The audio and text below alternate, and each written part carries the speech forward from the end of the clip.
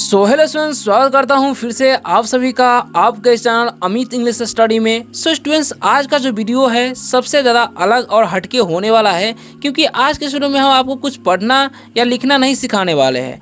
आज के वीडियो में आपको बोलना सिखाने वाले हैं, यानी कि अपने बारे में बताना सिखाने वाले हैं। आप किसी को भी अपना परिचय अंग्रेजी में कैसे बोलकर बता सकते हैं वो सिखाने वाले हैं। चाहे आप कहीं पर भी बोले, इंटरव्यू में बोले या कहीं सभा में बोले या एक क्लास में ही बोले, तो आप कैसे बोलेंगे वो सिखाने वाले। ठीक है, जैसे मैं यहाँ पर लिखा हुआ है, यहाँ पर ध्यान दीजिएगा, लिखा हुआ है how to introduce yourself, यानी कि अपना परिचय कैसे दे, अपना परिचय कैसे दे अंग्रेजी में, वो हम आपको सिखाने वाले हैं इस वीडियो के अंदर। अब देखिए, सबसे पहले क्या क्या बोलना है वो आप सीख लीजिए, मतलब जान लीजिए। उसके बाद हम एक एक पॉइंट को भी ध्यान में रखते हुए आपको बताएंगे। ठीक है, तो सबसे पहले हम ग्रीटिंग्स जानेंगे, उसके बाद थैंक देम, यानी कि थैंक यू देने, थैंक्स बोलना है या नहीं वो भी बताएंगे। उसके बाद नेम, उसके बाद बोलेंगे प्लेस, उसके बाद योर जॉब, पर्सनालिटी, उसके बाद क्वालिफिकेशंस, स्किल, एक्सपीरियंस और family, hobbies and in your answer.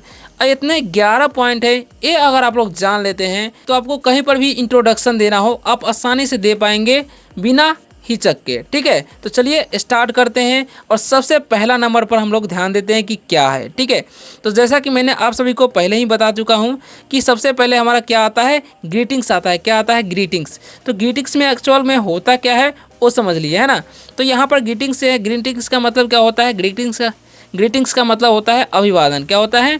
अभिवादन, यानी कि अभिवादन करना। ठीक है, तो सबसे पहले आपको गुड मॉर्निंग क्या बोलना है। अगर आप सुबह में दे रहे हैं तो क्या बोलना है? गुड मॉर्निंग बोलना है। क्या बोलना है? Good morning. अगर आप सुबह में किसी को इंट्रोडक्शन दे रहे हैं तो, ठीक है, या अगर आप दे रहे हैं दोपहर को तो बोल सकते हैं गुड आफ्टरनून। क्या बोल सकते हैं? Good afternoon. ओके, अब देखिए, आप अगर सर को दे रहे हैं तो आपको बोलना है सर, गुड आफ्टरनून सर या गुड मॉर्निंग सर। ठीक है, अगर आप मैडम को दे रहे हैं तो आप गुड मॉर्निंग मैडम या गुड मॉर्निंग मैम या गुड आफ्टरनून मैम ऐसे बोल सकते हैं। ठीक है, या आप देखिए, ये तो हो गया कि स्कूल में बोलेंगे तो आप सर मैडम को बोल सकते हैं। ठीक है, या फिर देखिए, अगर आप स्कूल में भी बोल रहे हैं या कहीं सभा में भी एक साथ बहुत सारे आदमी हैं वहाँ पर बोल रहे हैं तो आपको एवरीवन का प्रयोग करना है। ठीक है, क्योंकि वहाँ पर एक आदमी थोड़ी ना है, यानी कि बहुत सारे आदमी हैं, इसलिए हम एवरीवन का प्रयोग करके बोलेंगे गुड मॉर्निंग एवरीवन, ऐसे बोलेंगे। ठीक है, या अगर आप बोलना चाहते हैं एक ही सर है तो good morning sir, good morning ma'am भी बोल सकते हैं अगर एक ही सर है तो।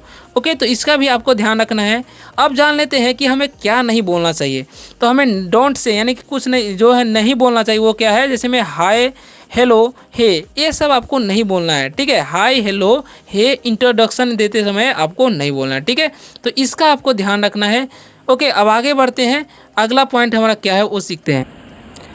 अब अगला जो हमारा पॉइंट है वो 2 नंबर में आप लोग ध्यान दीजिएगा, लिखा हुआ है थैंक्स देम, यानी कि उनको धन्यवाद देना। ठीक है, जिनको भी आप इंट्रोडक्शन दे रहे हैं। ठीक है, तो आप उस समय बोल क्या सकते हैं, आप बोलना है आपको thanks for giving me this opportunity. ठीक है, thanks for giving me this opportunity, यानी कि इसका मतलब क्या होता है, मुझे यह अवसर देने के लिए धन्यवाद। यानी कि आपको जो है उनको धन्यवाद देना है, मुझे यह अवसर देने के लिए धन्यवाद। Thanks for giving me this opportunity. Okay, ये जो बात है, यानी कि सेकेंड नंबर थैंक्स देम, ये आप नॉट नेसेसरी, यानी कि ये आवश्यक नहीं है। यानी कि आपका अगर आपको बोलना है तो बोल भी सकते हैं या नहीं भी बोल सकते, ये आपके ऊपर है। ठीक है, तो ये आपके ऊपर है, आप बोलना चाहे तो बोल भी सकते हैं या नहीं भी बोल सकते। ठीक है, अब बढ़ते हैं अगले पॉइंट की तरफ, वो है 3 नंबर। और 3 नंबर में क्या है वो भी ध्यान से देखिए आप लोग, है ना। तो लिखा हुआ यहाँ पर ध्यान से देखिएगा, लिखा हुआ है नेम, यानी कि अब जो है आपको ये सब बोलने के बाद क्या बताना है, नेम बताना है। ठीक है, यानी कि अपना नाम। तो सबसे पहले नाम कैसे बताना है वो भी सीख लीजिए। जैसे मैं यहाँ पर हम लिखा हुआ है यहाँ पर माई नेम इज़, तो यहाँ पर अपना नाम आपको भर देना है। जैसे में हम यहाँ पर लिख देते हैं अमित कुमार। ठीक है, अमित कुमार। ओके, तो my name is Amit Kumar, आपको जो है इसमें पूरा नाम बोलना है। आप आधा नाम जैसे में अमित ही बोल देंगे तो ये गड़बड़ हो जाएगा। ठीक है, इसमें आपको पूरा नाम बोलना है जब भी आप इंट्रोडक्शन दे रहे हो या इंटरव्यू दे रहे हो, तो इस बात का आपको ध्यान रखना है। ओके, अब क्या लिखा हुआ, आई एम, यानी कि अगर आप माई नेम इज़ नहीं बोलना चाहते हैं, अब आप बोलना चाहते हैं आई एम, तो ऐसे भी बोल सकते हैं, जैसे मैं आई एम अमित कुमार, ऐसे भी आप बोल सकते हैं। ओके, क्लियर, यहाँ तक तो सही है। डोंट से यानी कि नहीं बोलना चाहिए क्या, माई सेल्फ। आपको माई सेल्फ इंट्रोडक्शन देते समय नहीं बोलना चाहिए। बहुत सारे बोलते रहते हैं लेकिन बोलना नहीं है। डोंट से बोलना यानी कि इसको मत बोलना है। माई सेल्फ आपको कभी भी नहीं बोलने है। ओके, अब आगे बढ़ते हैं अगले टॉपिक की ओर। आगे बढ़ते हैं अगले 4 नंबर में क्या है। सो स्टूडेंट्स आगे 4 नंबर में क्या है, 4 नंबर में ध्यान दीजिएगा। ये सब बोलने के बाद आपको क्या बोलना है, आपको बोलना है आई एम फ्रॉम, यानी कि आप कहाँ से हो, आपका प्लेस यानी कि जगह कहाँ से है, आप कहाँ से बिलोंग करते हो वो बोलना है। तो आई एम फ्रॉम, ठीक है। अगर मैं दिल्ली से हूँ, मैं पटना से हूँ, तो जैसे हम बोल सकते हैं आई एम फ्रॉम।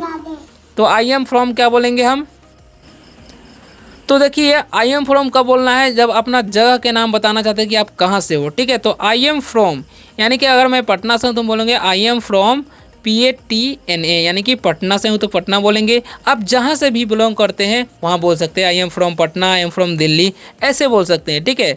या ऐसे भी बोल सकते हैं आई बिलोंग टू, जहाँ से हो वहाँ से, जैसे मैं I belong to Patna PATNA, यानी कि ऐसे बोल सकते हैं। आई बिलोंग टू बोल सकते हैं या आई एम फ्रॉम भी बोल सकते हैं, यानी कि 2 तरीक़े से बोल सकते हैं 4 नंबर को। ओके, अब आगे क्या लिखा हुआ, अब आई एम फ्रॉम दिल्ली। देखिए आई एम फ्रॉम दिल्ली है ना, उसके बाद इटसेल्फ आपको कब लगाना है, जब आप दिल्ली से ही हैं और दिल्ली में ही इंटरव्यू दे रहे हैं तो आपको इटसेल्फ लगाना है, ठीक है। तो इस तरीके से आपको लगाना है और इंटरव्यू देना है। ओके, अब आगे बढ़ते हैं।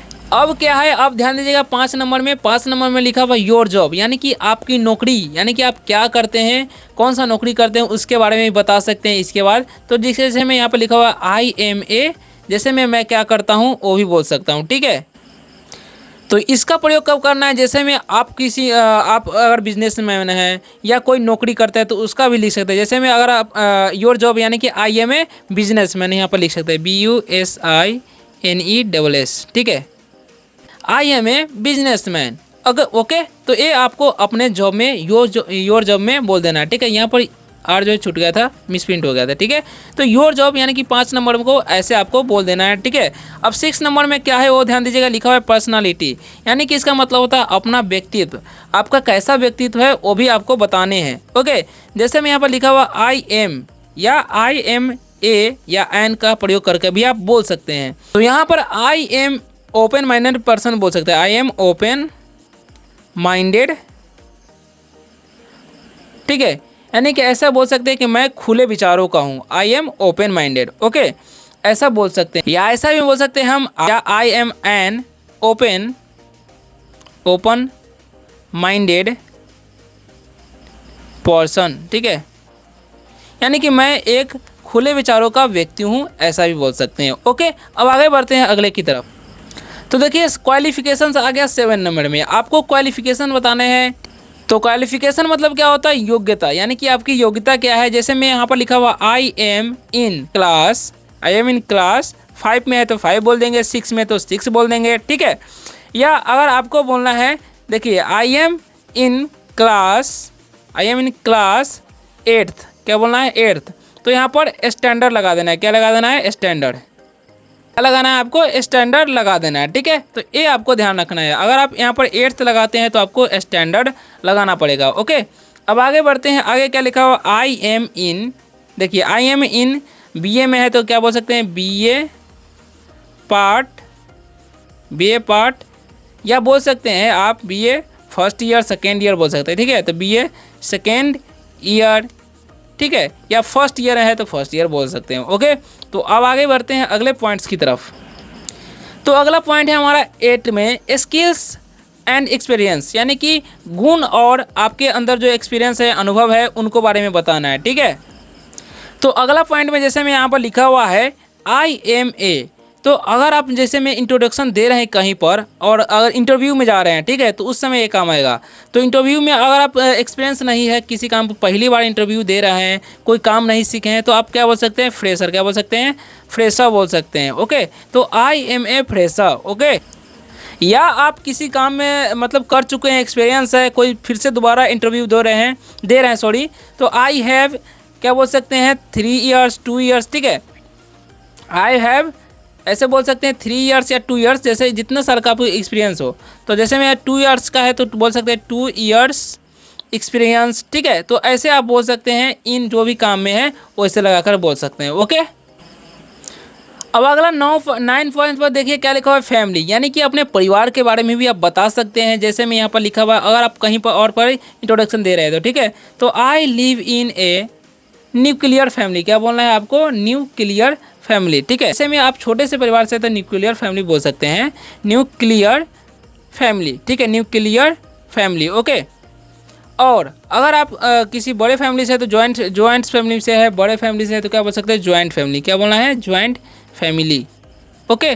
तो ऐसे आप बोल सकते हैं इंट्रोडक्शन में, I live in a nuclear family, छोटे से परिवार से है तो, अगर बड़े परिवार से है तो बोल सकते हैं जॉइंट फैमिली, ठीक है, यानी कि बहुत सारा बड़ा परिवार होता है तो जॉइंट फैमिली भी बोल सकते हैं, ओके।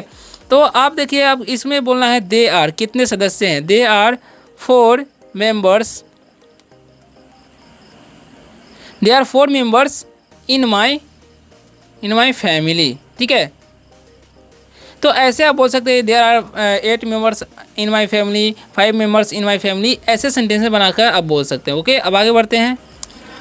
अब अगला नंबर पॉइंट पर 10 नंबर पर ध्यान दीजिए, क्या लिखा हुआ, हॉबीज, यानी कि आपका आदत क्या है, शौक क्या है, उसके बारे में बताना है। तो माई हॉबी इज, यानी कि आपका शौक जो है गाना गाना है, तो बोल सकते हैं माई हॉबी इज सिंगिंग, ठीक है, ठीक है। आप बोल सकते हैं my hobby is playing cricket, जो भी है अपना बोल सकते हैं। आगे क्या लिखा हुआ है, आई लाइक या आई लव इंजॉय, ठीक है, जो भी आप मज़ा करना पसंद कर सकते हैं। I like to play cricket, जो भी आपको पसंद है अपने बारे में बोल सकते हैं, आपका जो हॉबी है, आदत है, उसके बारे में आप यहाँ पर बोल सकते हैं, ओके, क्लियर। अब लास्ट में क्या बोलना है वो भी ध्यान से देखिए, है ना, क्या लिखा हुआ है यहाँ पर, ध्यान से देखिए, लिखा हुआ है लास्ट में इंड योर आंसर, अपना आंसर जो है यानी कि उत्तर खत्म करते समय क्या बोलना है आपको, दैट्स ऑल अबाउट मी, यानी कि इसका ये बोलना है, आवश्यक है, दैट्स ऑल अबाउट मी, ऐसे बोल सकते हैं। और लास्ट में बोल देना है thank you, okay. So students, आशा करता हूँ कि आज के वीडियो से आपको बहुत कुछ सीखने को मिला होगा। इंट्रोडक्शन आप इस तरीके से कहीं पर देते हैं तो आप आसानी से दे पाएंगे। अब वीडियो कैसा लगा कमेंट में जरूर बताइएगा। वीडियो अच्छा लगा तो वीडियो को लाइक कर दीजिए और चैनल को सब्सक्राइब करके बेल आइकन भी दबाइएगा अगर आपको इसी तरह का इन्फॉर्मेशन चाहिए तो मिलते हैं किसी और वीडियो में, तब तक के लिए बाय, टेक केयर। और आपको अंग्रेजी पढ़ना लिखना बोलना सीखना है तो इस चैनल पर जाइए, बहुत सारे वीडियो मिल जाएंगे जहाँ से भी आप सीख सकते हैं।